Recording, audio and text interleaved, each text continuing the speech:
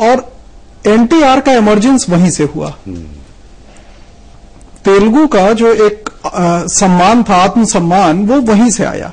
तो एनटीआर एक ऐसे शख्स थे जो कि एक्टर भी थे, जो वहां पे एक अच्छा एक्टिंग में उनका वो था, और एनटीआर ने पूरा का पूरा वो जो आक्रोश था लोगों का, वो अपने एक उसमें ले लिया।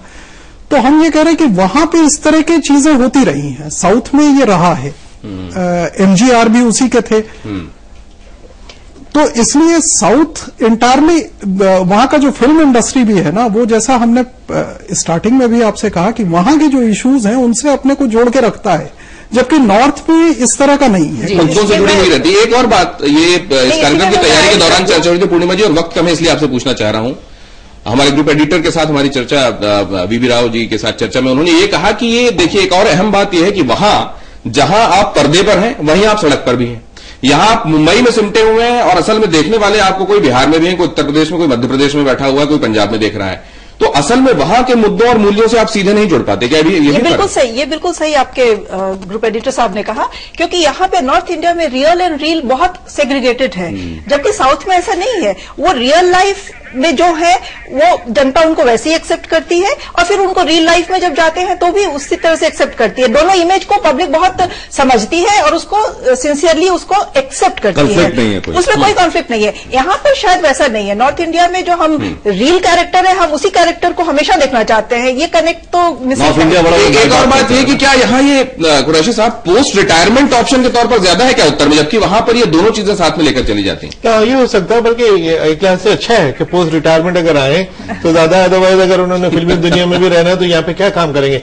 अच्छा, मैं ये बताना चाहूंगा कि शायद नॉर्थ इंडिया में जो फर्क है, जो आपने खुद दिखा कि नॉर्थ इंडियन सिनेमा को कहिए हिंदी सिनेमा, हिंदी तो कितनी बोली जाती है। अब तमिल सिनेमा, तेलुगु सिनेमा वो एक स्टेट में सीमित है, हिंदी सिनेमा इतने सारे में, तो हर जगह तो बेचारे मौजूद भी नहीं रह सकते। चलिए अब हम लोगों की राय देख लेते हैं कि दक्षिण के जो स्टार्स होते हैं जब वो आते हैं तो वो क्यों इतने सीरियस होते हैं और वो क्यों इतने सक्सेसफुल रहते हैं, लोग क्या कहते हैं? स्टार्स आर नॉट कोई अच्छे पॉलिटिशियंस, तो मैं कह ही नहीं सकती स्टार्स को अच्छा पॉलिटिशियन नहीं माना जा सकता। मैं आपको यही कहना चाहूंगा कि चाहे वो स्टार हो चाहे वो आम बंदा हो, ये कोई जरूरी नहीं कि बॉलीवुड का स्टार होगा जो अच्छा पॉलिटिशियन बनेगा या साउथ का स्टार होगा। डिपेंड करता है कि बंदे की पर्सनैलिटी क्या है। पॉलिटिशियन अच्छा वही हो सकता है जो ग्राउंड लेवल पे काम करता है। ये तो डिपेंड करता है कि वो काम कैसा करते हैं। इट डजंट मैटर कि वो स्टार है कि एक आम नेता है, ये पूरी तरीके से उनके काम पे डिपेंड करता है कि वो कैसा काम करते हैं। जाहिर सी बात है कि मुझे लगता है कि बॉलीवुड के स्टार से साउथ के स्टार ज्यादा रिस्पॉन्सिबल होगा। ये साउथ के स्टार थोड़े ऑन द हाई नोट रहते हैं बनस्पत नॉर्थ के। डिपेंड करता है, अगर लोगों का इंटेंशन वगैरह मायने करता है कि अगर वो किस तरीके से मतलब बिहेव करते हैं, क्या करते हैं उस तरीके से। मुझे नहीं लगता ये हीरो लोग इस सिचुएशन को पूरा कर पाएंगे।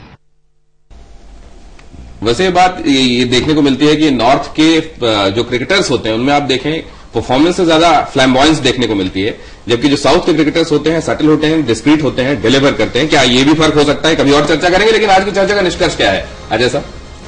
सब स्टार्स के बारे में मैं क्या कहूं? स्टार्स के बारे में मैं क्या कहूं, ये बताया जा रहा है कि कुछ है वो आम नहीं।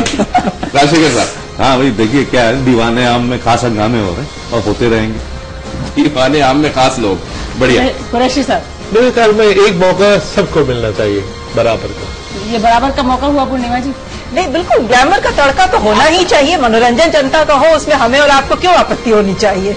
चलिए, तो क्या पूर्णिमा जी ये कह रहे हैं कि बस ये तड़के जैसा ही होना चाहिए? क्या ये पूरी सब्जी में नमक जैसा ही होना चाहिए? खैर, लेकिन ये पूरा ये भी कह सकते हैं कि हर चमक तो बहुत इस वक्त ज्यादा है, लेकिन हर चमकने वाली चीज सोना नहीं होती। जनता को सोचना पड़ेगा इस बार। तो इन चमकने वाली चीजों या इन चमकने वाले नामों में कौन से वो लोग हैं जो परफॉर्मर्स भी निकलते हैं, जीतते हैं और फिर जनता की भी करते हैं? इसके लिए बहुत इंतजार अब नहीं करना होगा। बहुत धन्यवाद हमारे मेहमानों का हमारे साथ चर्चा में जुड़ने के लिए। आज के निष्कर्ष में इतना ही, फिर हाजिर होंगे एक अहम मुद्दे के साथ। फिलहाल इजाजत दीजिए।